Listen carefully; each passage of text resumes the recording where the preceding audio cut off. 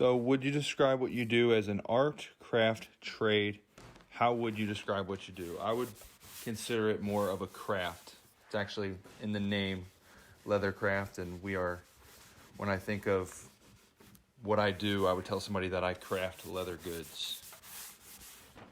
A lot of people would argue whether or not it is an art, as a very common conversation, and I definitely would agree that it is a form of an art. If you were to put yourself in the spectrum of amateur to professional, where would you place yourself? So there is a very wide variety and spectrum of, in different facets of leathercraft. I would say that in my niche of smaller leather goods like wallets and belts and keychains and things like that, I would consider myself a professional.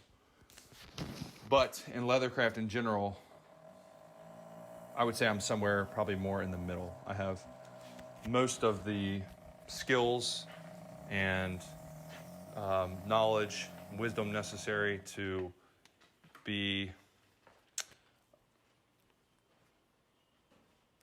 which I would consider myself a skilled craftsman, but I have a long way to go before I would consider myself a true professional in leather craft in general. How did you learn the craft of leather making? I learned the craft through lots of watching YouTube, many hours of watching others in the craft, and then through what I saw, lots and lots of trial and error, just kind of learning on my own time through the process of trial and error. So how have you become successful in this competitive industry? I have been successful in this competitive industry by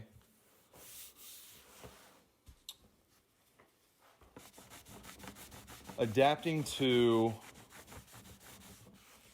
the different states and times of social media. Social media has changed a lot.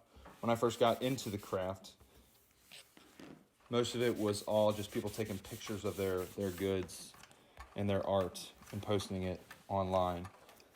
But in the first few years of my leather making journey, social media switched over to more video centric. And so I started videoing my process, and I got really good at showing off my process through video. And being one of the early people to do that really allowed me to stand apart from the rest, which brought me a lot of success in a competitive and flooded market. What does your accessibility to materials look like for you? Leathercraft is very accessible to all people. I'm speaking generally in the States because that's what I know. But if you get online, there are so many different stores that you can buy leathercraft tools and very specific tools and all kinds of different leather all over the internet. And so, even Amazon, you can get all kinds of tools from Amazon shipped to you next day. So it's very accessible online. And so that's how I got started, was just buying all kinds of tools and different leather through online retail stores. How does your general audience respond to your craft?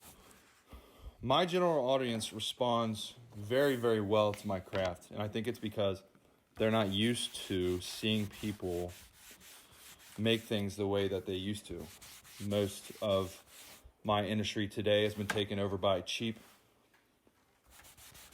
poorly made products that are usually shipped from overseas and made with really poor material and just, low skill. So when they see me making a product, taking the time and precision and effort that I put into my products, they are very, very encouraged and happy to support somebody like me that is, like I said, making things like they used to. But there is definitely a small portion of people that do not agree with my craft, which is leathercraft. I use real animal skin. And in today's market, a lot of people are using alternatives and things like that, and they are just not of the same quality. And, not everybody agrees with, in today's world, using animal skin. But what I love to explain and help people understand is that my product is for the most part a byproduct of the meat industry. So as long as we are eating meat in today's world, there's always going to be animal skin left for waste, and we get to use that waste and create products that are very sustainable and will last forever.